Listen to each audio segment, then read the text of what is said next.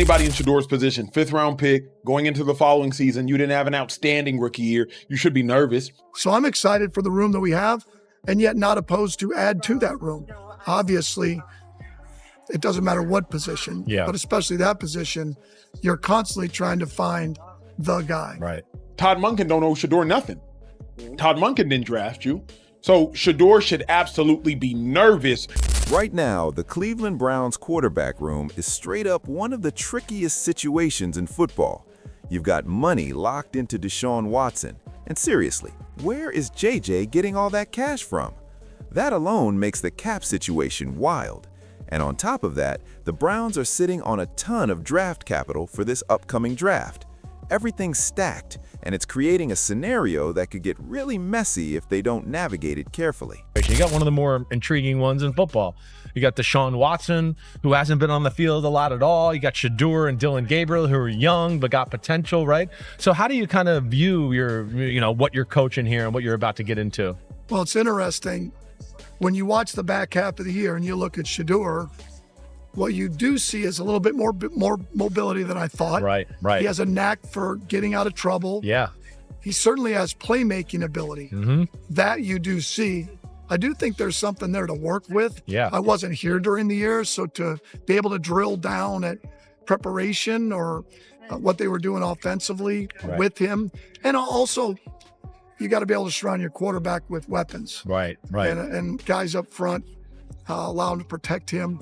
And then you have Deshaun, who at one time played at an elite level. Yeah. Where he's at now, it's hard to say. Probably his best game he played in recent memory was 23 at Baltimore. Right. He won the game and then got hurt. Yeah. So obviously being able to keep him healthy and on the field, I don't think you lose that part of playmaking ability, play the game of football. Yeah. Now it's just a matter of what will we see here in a few weeks. Right. And I'm excited to get a chance to work with him because we've seen it. Yeah. And then Dylan, anybody that's done it at 3 different schools, UCF, Oklahoma, and Oregon, there's something there. Yeah. And he's done it at 3 different places at an elite level. Definitely. So I'm excited for the room that we have, and yet not opposed to add to that room. Obviously, it doesn't matter what position, but especially that position. Now, that right there, that's textbook coach talk. He gave Shedeur a nod, gave Deshaun his props, praised Dylan, and then left the door wide open. That's 101 locker room strategy. That's how you run a room without drama. It's a masterclass in management. And the effect? Pure competition. When a coach sets it up so everyone feels like they're on equal footing, the players buy in, the competition becomes real, fair, and motivating. And honestly, I don't think Shedeur Sanders has anything to worry about here. For a Browns roster and team that has several draft picks, including, I believe, 2 first-round picks, you should be nervous, especially for a Browns organization that has Deshaun Watson and still owes him, I believe, $64+ million. You should be nervous. If they're talking about Ty Simpson and Ty Simpson's family has a relationship with the head coach, you should absolutely be nervous. Furthermore, Todd Monken don't owe Shedeur nothing. Todd Monken didn't draft you. So Shedeur should absolutely be nervous about his upcoming job. Who do you really love? I mean, at quarterback? Yeah. I don't really love no quarterbacks in this draft. No. I was at the combine doing some things with the NFL and et cetera, and I had a chance to talk to some of the players and look at them and talk to them and see their physique and how they threw up close, and I wasn't blown away. I truly wasn't. So yeah. And right now, this is easily one of the most critical moments of the offseason for the Cleveland Browns. The NFL draft is right around the corner, and just recently, the Browns made a big splash, trading their 5th-round pick to the Houston Texans to upgrade at right tackle. This isn't just a minor tweak, it's a move that signals they're serious about protecting their investment at quarterback and locking in the line. On their offensive line, they deal with a familiar trade partner, the Houston Texans, agreeing to terms on a trade for right tackle.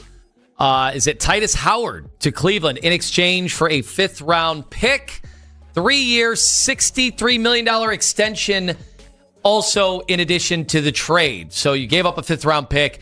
You're getting somebody who last year there were some mixed results, was really good in pass rush, according to some of the numbers in Pro Football Focus, and has not given up a sack, at least attributed to him, since the divisional round in 2024. Had some issues protecting or at least blocking in the run game, but the Browns trading for him. Daryl, is he 29 or is he 30 years old? Yeah, he's 29 years old, will be 30. Started 16 games each of the last 2 seasons for the Texans. 1 down, 4 to go. And if you've been watching, you could tell the Cleveland Browns media was looking a little somber. Why? Because that move sent a clear message.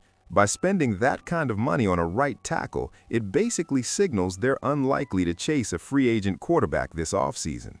Everyone in the Browns organization knows the reality.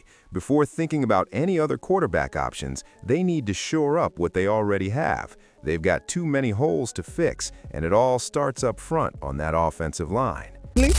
You can have the goddamn Pope coaching the defense. Right. Y'all gonna be right. Oprah can come coach the goddamn defense. Y'all gonna be okay based on the personnel that you do have. If you put your GM cap on, hypothetically speaking, what changes would you make to your Cleveland Browns so you guys could have some success and get over the hump and not only compete in the AFC North in that division, but in the NFL in general, in the whole? I think really everything you just said, like we got to solidify that quarterback position, see who that number one guy's going to be. I know we going to have some guys coming back competing. So once we solidify that, we need receivers off, I'm going heavy off. O-line receivers, I'm going heavy offense and bringing guys in to make us better. I got to ask you about Shedeur. Do you think he's a starting quarterback in the National Football League? I really like what Shedeur did last year. And I'm not trying to be, as a wannabe humorist on Sunday afternoon, I'll say this in the spirit of humor, but the quarterbacks, we are victims or beneficiaries of the people around us. The Browns are picking 6th in the draft because we did not have guys around us at the quarterback position. We had times during a lot of the last few years didn't think we had a quarterback.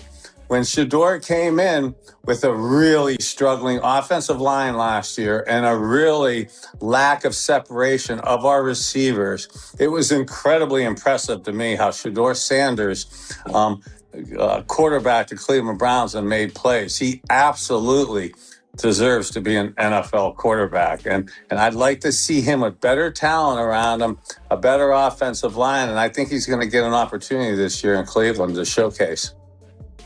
What do you make of the hire of Todd Monken coming in and tutoring him? Do you like the hire?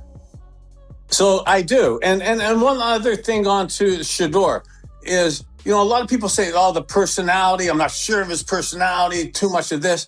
The players in the locker room love him. And all that really matters is what your 52 other teammates think about you. And if those guys are galvanized by him, as I am, and they like him, then that's what matters. And look, being an NFL quarterback isn't normal. Okay, so to be able to manage a NFL locker room, you have to have your own bravado and confidence. And I love the stones that he has and belief in himself, and the way he galvanizes the locker room. And actually, too, and to the synergy between him and Coach Monken, I'm just purely speculating on this because I'm just getting healthy myself and getting back into the swing of football and stuff. But, there's rumors that Ozzie and the Baltimore Ravens and Coach Monken wanted to draft Shedeur last year. So he did not exactly, he ended up in Cleveland. And like I said, that money they just spent, that cash could have gone to Malik Willis or really anyone else. Instead, it went to fixing the offensive line. And let me tell you, some members, not all, but a lot of the Browns media were ready to see anyone step in, just not Shedeur. But now, it's shaping up to be a real competition, a showdown between Deshaun Watson and Shedeur Sanders. And if Deshaun is healthy, 100%, playing like the elite QB he was when he signed that massive deal, he should take the starting role. That's not automatically bad news for Shedeur, though.